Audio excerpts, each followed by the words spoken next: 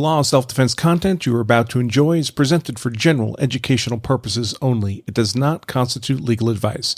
If you are in need of legal advice, consult competent legal counsel in the relevant jurisdiction. Welcome to our ongoing coverage of the Minnesota murder trial of Derek Chauvin over the in-custody death of George Floyd.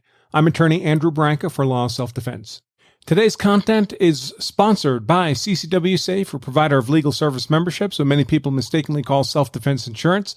CCW Safe, in effect, promises to pay their members' legal expenses if their member is involved in a use of force event, and those expenses start big and get bigger fast, folks.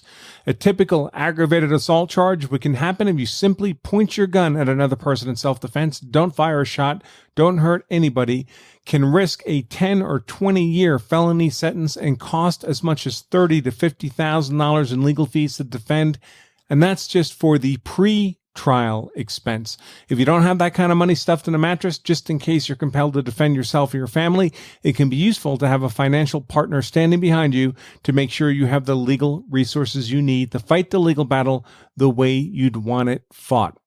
Now, I've looked at all these types of services you might imagine, and I found that CCW Safe is the best fit for me. I'm a member. My wife, Emily, is a member.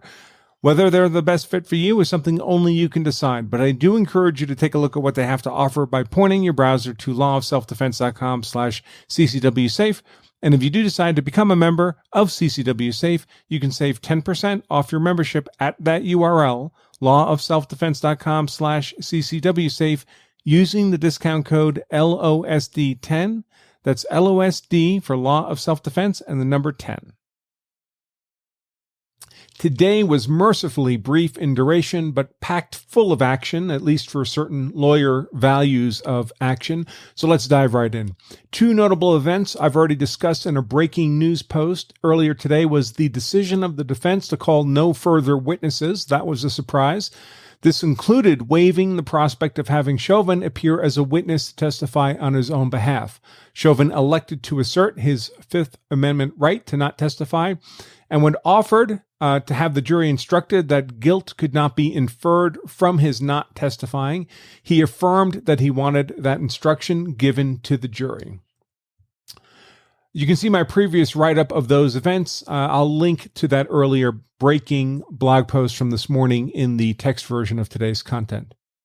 The big surprise of the day, however, was the state's sudden claim that they had discovered new evidence that justified recalling state expert witness Dr. Martin Tobin, pulmonologist, to the witness stand to rebut some of yesterday's testimony by defense expert Dr. David Fowler, a forensic pathologist. This new evidence was purportedly just discovered data on Floyd's blood oxygen levels when he was at Hennepin County Medical Center. The state wished to have Dr. Tobin testify about that data to rebut suggestions by Dr. Fowler that given the proximity of Floyd's face to the exhaust of Squad Car 320, it was possible that Floyd's carbon monoxide blood concentration could have been as high as 18%. Not normally a dangerous level for healthy people, but a level Fowler testified was sufficient to be dangerous and a contributor to Floyd's death, given Floyd's fragile physiology. As these things tend to go in court, the argument over whether to allow Tobin to be recalled as a witness for this rebuttal purpose took about twice as long as did his actual testimony, but the argument was important. So I'll share it with some detail here. Obviously, this demand for rebuttal by the state, particularly on this blood data discovered just after Fowler's testimony, ended yesterday with notice provided to the defense only about 5 o'clock last night, was about as late in the course of the trial as could be imagined. Further, the defense expert on this subject matter, Dr. Fowler, well, he was presently on a plane flying home while the state was arguing in court for their own expert, Dr. Tobin, to be recalled. During the discussion about whether Tobin should be permitted to provide additional testimony, the state set out 4 areas that they wished Tobin to testify about. First, the state claimed that the Hennepin County medical examiner, Dr. Thomas Baker, after hearing Fowler's testimony yesterday on the carbon dioxide issue, had somehow dug into the hospital's records and found that Floyd's blood concentration of carbon monoxide had, in fact, been measured at the time when Floyd was in the hospital, but had never been previously produced when the parties had subpoenaed Floyd's medical records.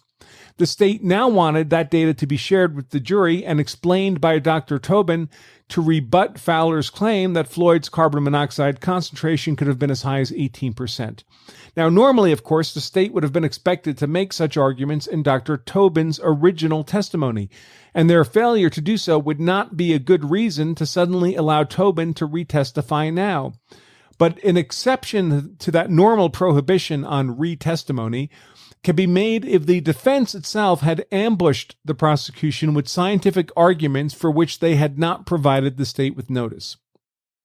Prosecutor Blackwell argued that Fowler's reference to CO concentrations as high as 18% had never previously been disclosed to the state, and so qualified as just such an ambush that justified Tobin's recall to the witness stand.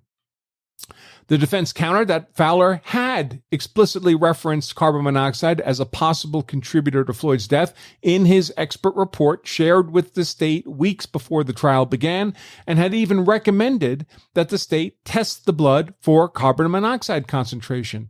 After all, it was only the state, not the defense, that had possession of Floyd's blood. As a result, the state was on notice with respect to the carbon monoxide issue, and if they failed to address that issue in a timely manner, well, that was on them. It's too late now. Now, Judge Cahill agreed with the defense with respect to this newly discovered blood gas level data and informed the state that if Tobin so much as hinted at this newly discovered data, the judge would order a mistrial had occurred. That said, Judge Cahill said he would allow Tobin to speak to the carbon monoxide concentration issue if he only referenced data that had long been available to both parties, not this newly discovered data. That opened the door to the prosecution having Tobin reference Floyd's oxygen levels, not carbon monoxide levels per se, but the measured levels of oxygen at the time, which had been shared with the parties, and use the oxygen level to infer possible CO level. This is possible because oxygen and carbon monoxide both compete for the same binding location on hemoglobin, and only one of them can bind any particular hemoglobin protein. So a protein of hemoglobin bound by oxygen cannot also be available to be bound by carbon monoxide, and the reverse. That's what makes carbon monoxide dangerous, is it displaces binding sites, or it occupies binding sites for oxygen, so they're no longer available for your hemoglobin to carry oxygen around your body. Because the parties were aware that blood gas measurements had indicated that Floyd's blood had oxygen levels of 98%, it could be inferred that his carbon monoxide levels could be no greater than the remaining 2%, which was well within normal range.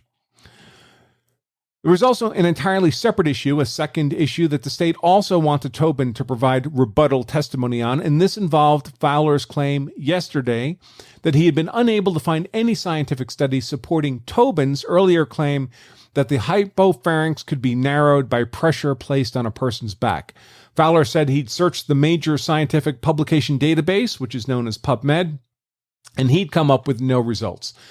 The state claimed that Fowler's reference to this PubMed search was, again, new evidence not previously shared with them, again qualifying as ambush testimony, and again providing the exception necessary for them to have Dr. Tobin testify on this issue.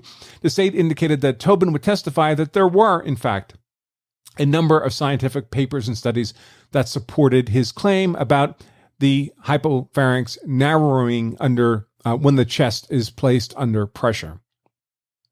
Naturally, the defense objected, saying that they would not have any opportunity to research Tobin's claim of such papers and studies, much less of actually reading these purported papers and studies in order to understand if they actually supported Tobin's claim or if they were subject to effective impeachment by the defense.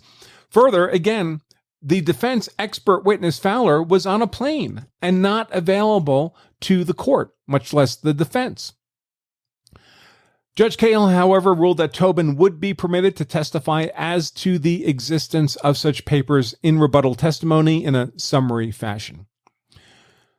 A third area the state also wanted to be permitted to have Dr. Tobin testify on was the claim that the cause of Floyd's death was hypoxia or low oxygen. So the state claimed that Dr. Fowler had contested that claim by Tobin in yesterday's testimony.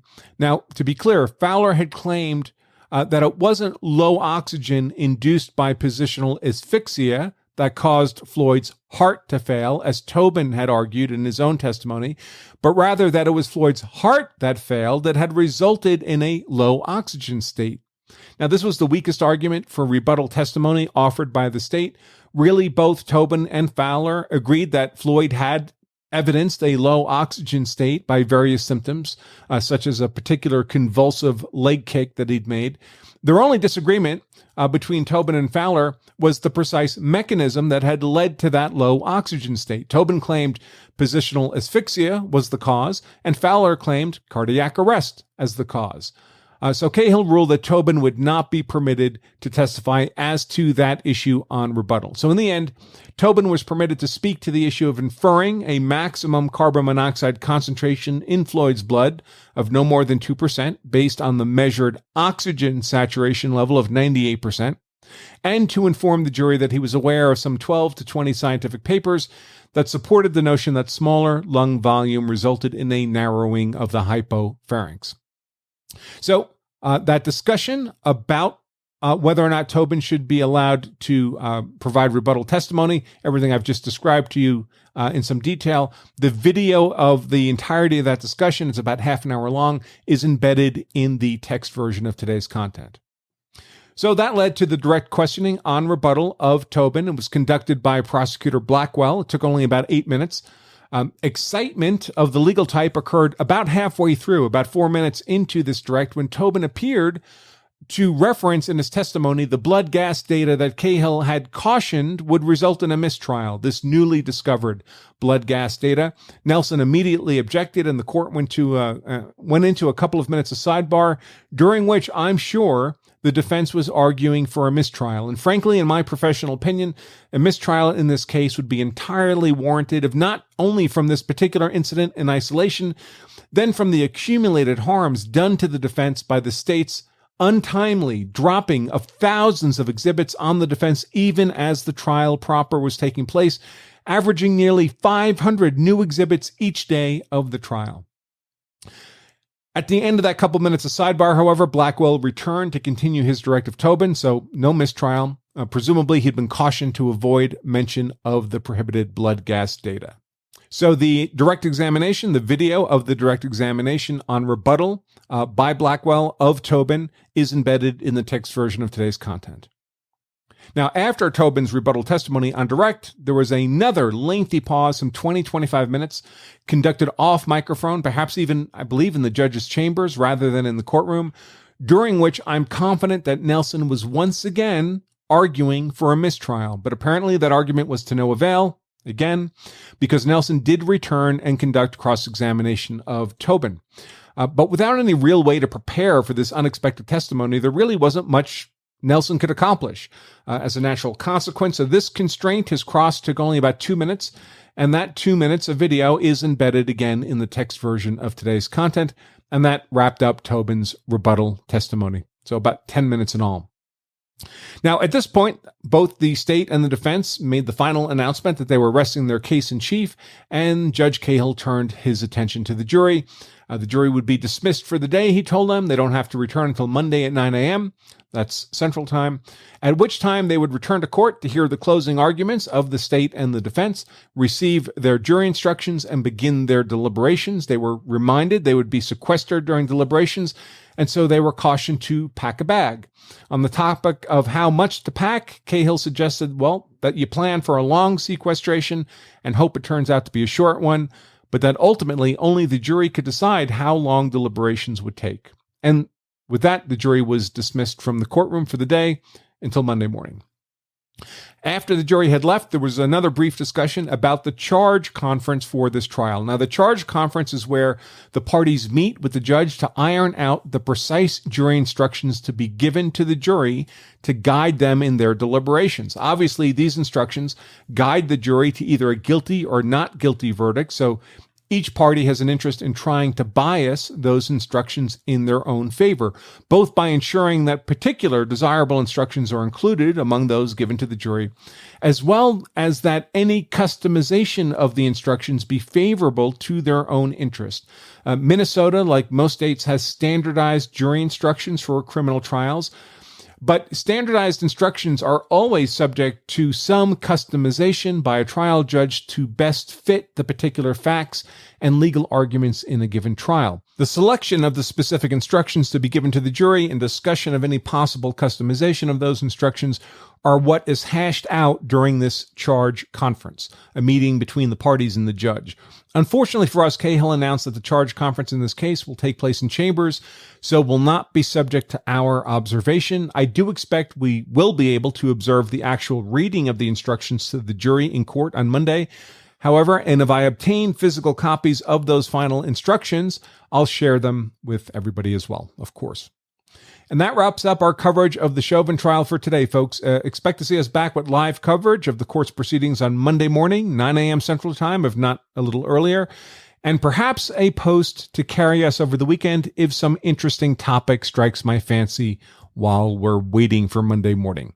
Before I go, in view of the ongoing riots raging presently in Minneapolis and likely to explode across the nation when this case arrives at a verdict or a mistrial, I've also taken the liberty of putting together a very special offer for one of our best-selling courses, and that is our course on lawful defense against rioters, looters, and arsonists. This is a video course available on both DVD and online streamed formats.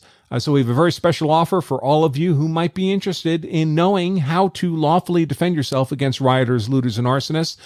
You can access that offer, learn more about it by pointing your browser to lawofselfdefense.com/riot. And thanks as always to both Legal Insurrection and CCW Safe for the support that makes my coverage of this trial possible. All right, folks, that's all I have for you today. Until Monday morning or perhaps something over the weekend, I'm attorney Andrew Branca for Law of Self-Defense. Stay safe.